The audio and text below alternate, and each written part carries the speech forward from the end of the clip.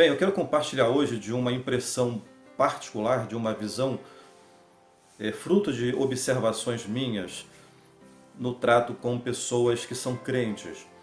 E para o melhor entendimento, para o bem da interpretação do que eu vou dizer aqui, eu quero destacar que quando eu usar a palavra crente, não estou me referindo àquela figura clássica do evangélico que nós conhecemos aqui no Brasil.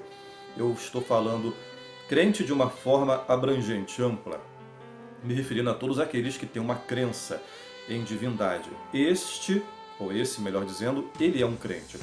Não importa se é católico, se é evangélico, se é espírita, se é muçulmano, se é shintoísta, zoroastrista, não interessa. É tudo crente, porque tem uma crença, beleza?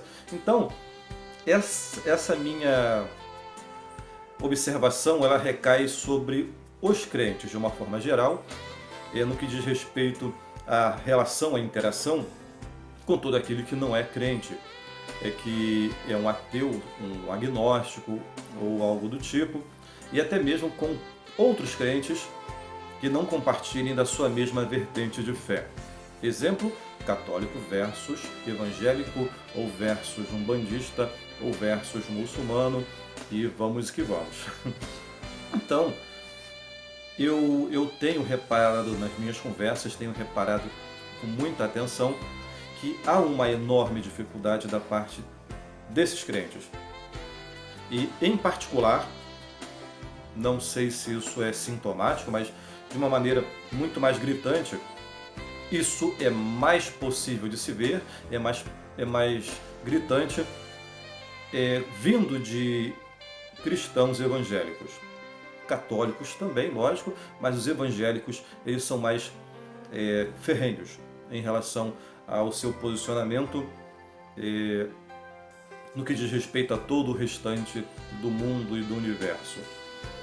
O que eu quero dizer com isso é que quando você vai conversar, você amigo ateísta, quando vai conversar com um evangélico, com um cristão que seja, ele não consegue, raramente vai fugir desse padrão que eu vou falar agora, ele raramente consegue desenvolver um assunto em relação à crença religiosa, à fé.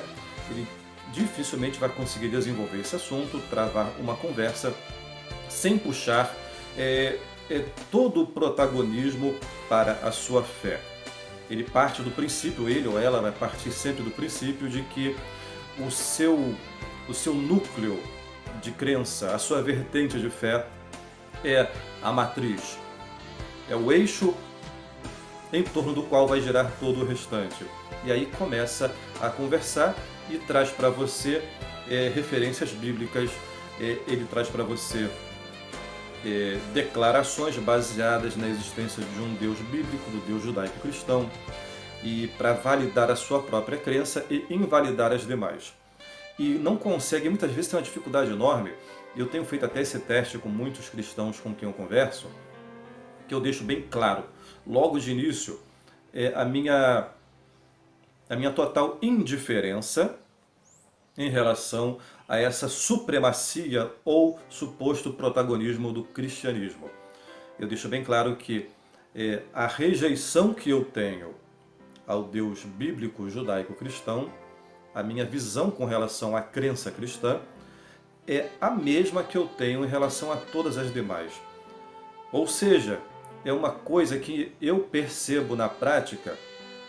Não sei se você, amigo, já fez esse teste, mas eu percebo na prática que isso incomoda muito, mas muito, muito mesmo. Porque você vai conversar com um cristão e ele começa a trazer todo o contexto, todo o ambiente do diálogo, todas as argumentações, tudo aquilo que envolva aquele assunto, ele vai levar para o seu território, para ele se sentir à vontade, para discorrer, para falar sobre um monte de coisas, como por exemplo, eu há pouco tempo atrás estava conversando com um cristão muito culto, por sinal, inteligente, uma pessoa que gosta de ler, só que a questão é a seguinte, a pessoa é muito culta, ela gosta de ler, gosta de estudar, mas essa inteligência, essa perspicácia que ela tem, ela acaba sendo desperdiçada porque não se abre, não amplia o leque para observar tudo à sua volta. E essa pessoa, ela conversando comigo sobre sinergismo, monergismo e outras questões técnicas, mas referentes à teologia cristã, desconsiderando completamente que, em se tratando de fé, se nós quisermos usar de honestidade, nós nunca vamos poder ficarmos presos à teologia específica particular de uma crença ou de uma vertente de fé, porque aí você está sendo desonesto e injusto com as demais. Ele começou, e vou a partir deste momento usar este amigo como exemplo, porque é uma coisa muito palpável para mim e facilita aqui para pontuar algumas coisas. E eu, nesse diálogo, eu conversando com ele, fazendo todo o esforço possível para deixar bem claro que eu não privilegio, não dou preferência a nenhum tipo de crença no que diz respeito ao tratamento e até mesmo ao desprezo. Porque um ateísta que se preze, ou um agnóstico que se preze, ele não vai olhar, e vou falar aqui da nossa realidade brasileira, ele não vai olhar para o cristianismo, para a crença cristã e dar um tratamento privilegiado, diferenciado, colocando num patamar superior, se preocupando demasiadamente com essa vertente de fé. Não estou falando aqui de questões políticas, não estou falando aqui de questões sociais, civis, em que a religião de fato influencia muito no nosso dia a dia, e aí sim, partindo para esse lado, você tem que mirar mesmo, tem que dar toda a atenção para o cristianismo, que na prática é aquilo que influencia a nossa política, a nossa economia, a nossa educação, e aí você, ao combater, ao dar uma atenção para o problema, você vai ter que mirar no cristianismo. Tirando isso, falando apenas no campo da fé, no campo da teologia, no campo da metafísica, a gente não pode cair nessa armadilha dos cristãos de ficarmos presos, nos atermos somente a questões do cristianismo. E foi o que eu fiz com esse moço, que causou um tremendo incômodo e embaraço até, inclusive. E sério, a pessoa ficou embaraçada, conseguiu ficar embaraçada porque se viu ali meio que no mato sem cachorro. Ficou ali meio que no escuro porque eu simplesmente me recusei a entrar no seu campo, no seu território, para ali dar exclusividade para a crença dele. Eu não ia entrar em detalhes de teologia cristã, de sinergismo, de monergismo, e ele, no alto da sua sabedoria teológica cristã, ao ver minha descrença, ele imaginou que eu não conhecesse essas nuances, essas minúcias da teologia cristã. E ainda que eu não conhecesse, não seria problema nenhum. Porque você, amigo ou amiga ateísta ou agnóstico, você não tem nenhuma obrigação de conhecer os pormenores da teologia cristã para rejeitar o cristianismo, rejeitar a crença cristã. Se assim o fosse, permita-me aqui uma observação, se assim o fosse, se esta regra fosse válida, um cristão não poderia rejeitar a crença dos muçulmanos, não poderia rejeitar o Islã, porque raramente você vai encontrar um cristão que conheça um pouco, nem que seja um pouco, da teologia islâmica. Conhece a superficialidade quando conhece. Não poderia também rejeitar nenhum outro tipo de crença ou vertente de fé, uma vez que não tem um conhecimento teológico ou filosófico ou técnico das particularidades daquela crença que rejeita. Então, fica aqui, inclusive, para você que é um descrente, que é um cético, que é um ateu, que é um agnóstico, fica aqui, se me permite, com toda humildade mesmo, esse conselho para você, essa sugestão. Quando você se deparar com uma situação dessa, de um cristão querendo restringir o assunto, restringir o debate de ideias somente ao seu campo de visão, a sua vertente de fé, a sua teologia, rejeite, recuse. Você vai ser taxado de covarde, de medroso, conforme tentaram colocar em mim esse rótulo. Eu não aceitei e eu demonstrei por A mais B que não havia covardia na minha atitude. Pelo contrário, Eu não estava me refugiando em uma teologia específica para me abrigar nela e rejeitar as demais sem conhecer as demais, ou até para usar minha teologia para poder tentar jogar por terra uma descrença com base na minha teologia, conforme o cristão costuma fazer. Entendeu? Então, é uma questão que tem que ser levada muito a sério. Muito a sério. Eu, quando vou conversar com um cristão, quando vamos entrar nesse campo específico do assunto da teologia, das crenças, eu já aprendi isso na prática, ninguém me ensinou não. É na conversa, na observação, no diálogo, você vai captando isso. Eu já deixo claro, logo de início, que o meu olhar sobre aquele Deus dele é o mesmo olhar que eu lanço sobre os demais deuses. O meu olhar, seja ele de desprezo ou de indiferença, ou de descrença, de rejeição para com a sua doutrina, para a sua teologia, para a sua fé, é o mesmo que eu tenho para as demais e que ele também tem para as demais. Não é? A questão é justamente essa. E isso daí me fez perceber, me fez notar a enorme dificuldade que essas pessoas têm. Elas não conseguem. Olha que coisa interessante. Por mais inteligente que seja, por mais preparada, por mais que tenha trabalhado a sua mente com leitura, com exposições, com cursos, mas acabou se limitando somente a um pacote. Ficou dentro de um cercadinho. E aí quando você vai conversar com essa pessoa e tenta tirá-la do cercadinho, tenta trazer para fora para olhar de forma ampla, com amplitude, todo o restante, para a partir daí, de uma visão panorâmica, começar a discorrer sobre os assuntos, essa pessoa ela tem uma relutância enorme, vai se recusando e ela demonstra depois um certo ranço, um certo rancor ali disfarçado por perceber que você olha para a sua crença da mesma maneira que olha as demais, porque ele gostaria que você olhasse para a crença dele de uma forma diferente, como se estivesse num patamar superior, e não está. Não está mesmo. E a pessoa, ela tem dificuldade enorme. Digo no singular, a pessoa me referindo ao conjunto. Essas pessoas têm uma dificuldade enorme.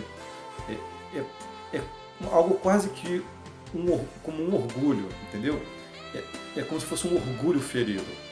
É como se a pessoa falasse assim, poxa vida, eu tenho aqui um carro tão bonito e você está olhando o meu carro como olha para os demais, mas o meu carro é mais bonito, o meu carro corre mais, o meu carro é mais possante. Não, o seu carro ele está no mesmo nível dos demais.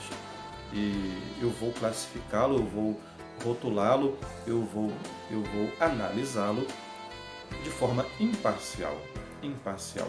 Então, amigo cético, livre pensador, mantenha essa imparcialidade também no momento que você estiver tratando com algum crente, seja qual for a sua religião. Quando tratar com esse crente, trate com ele demonstrando que a sua crença, a sua vertente de fé, a sua teologia não é superior. É diferente em alguns pontos, também é similar em outros, e está tudo dentro do mesmo cesto. Assim, para concluir, usando aqui uma rápida analogia que o próprio cristão conversando comigo utilizou, que eu demonstrando para ele que não há privilégio da minha parte ao analisar a crença dele, ele usou a figura do balaio. Ele falando que o cristianismo é diferente de todas as demais, e a partir do cristianismo você encontra a verdade, porque ele tem a verdade, todas dizem a mesma coisa a respeito de si. Porque a palavra de Deus, que é a Bíblia, aí começa o problema, ele volta ao problema do qual tentei tirá-lo para a gente conversar. Palavra de Deus, ou Bíblia, eles chamam de palavra de Deus, mas Bíblia não serve para um debate racional. É para a teologia deles, não serve para nós. Vamos conversar no campo da antropologia, da sociologia, da filosofia, da psicologia, das relações humanas, da ciência, da história séria, para a gente poder caminhar, não é? E aí ele colocou da seguinte maneira, que querendo saber se eu achava, se estava tudo no mesmo balaio que eu estava. Ele se sentiu, de certa maneira, ofendido porque ele achou que eu estava querendo colocar a crença dele, o cristianismo, no mesmo balaio que as demais. Ele achou, e eu confirmei aquela desconfiança que ele tinha. Eu falei, não, você não precisa achar, é isso mesmo, tenha certeza. Eu coloco tudo no mesmo balaio. Balaio é um termo um pouco mais antigo, que é uma espécie de cesto. Eu aproveitei que ele se referiu ao balaio e eu falei para ele aquilo que eu posso falar para qualquer um. Eu falei para ele exatamente assim: olha, a sua crença, a sua fé está sim no mesmo balaio. O que acontece é o seguinte, é que a sua vertente de fé, a sua crença, a sua doutrina, a sua teologia é uma fruta. É apenas mais uma fruta entre muitas frutas dentro de um mesmo cesto, desse balaio. A questão é a seguinte: o balaio está cheio de frutas, frutas diferentes. E você vai lá no balaio e você se serve daquela fruta que melhor lhe apetece, aquela que mais lhe agrada, de acordo com o seu gosto e de acordo com a sua conveniência. Aí, ao escolher a fruta que mais te agrada, você vai dizer, você vai se apegar àquela fruta, vai ser a sua preferida, e você vai dizer, sem nenhum esforço, que aquela fruta é a mais saborosa e a mais saudável, porque é a fruta da sua escolha, da sua preferência, e você vai colocá-la num patamar, num nível de superioridade em relação às demais. E assim é feito com todas as frutas. Você escolheu a sua fruta, que está no mesmo balaio, está no mesmo cesto, e outra pessoa vai lá e vai escolher uma outra fruta que lhe agrada mais, e o que você diz da sua fruta, ela vai dizer também da fruta que ela escolheu, que é mais saborosa, no paladar dela, que ela é a mais agradável. E na concepção dela, acaba se tornando a mais saborosa e também a mais saudável. Então é basicamente isso. Não tem do que fugir. Não tem para onde correr. É a realidade. Fazer o quê? Bem, eu agradeço a você pela sua atenção até este momento, nesta breve exposição. Eu desejo que você reflita bastante sobre o que foi dito aqui. Creio que não seja nada muito profundo, mas é interessante assim pensar sobre isso, até para amadurecer nossas relações com aqueles que são crentes, e você que é crente também amadurecer a sua relação, a sua interação com aqueles que são descrentes, ampliando a sua visão. Não sendo... Aliás, isso é etnocentrismo, tá? Tudo isso que eu falei aqui vai acabar recaindo no conceito de etnocentrismo. Eu tenho um vídeo aqui no canal falando sobre etnocentrismo, eu recomendo fortemente que você assista ele também. É só procurar aqui que você vai encontrar. Eu agradeço mesmo de coração a você pela sua paciência e audiência, e a gente prossegue, nos encontraremos em outros vídeos. Eu sou o Rogério Lázaro, o canal é o Mais Que Palavras. Paz para todos.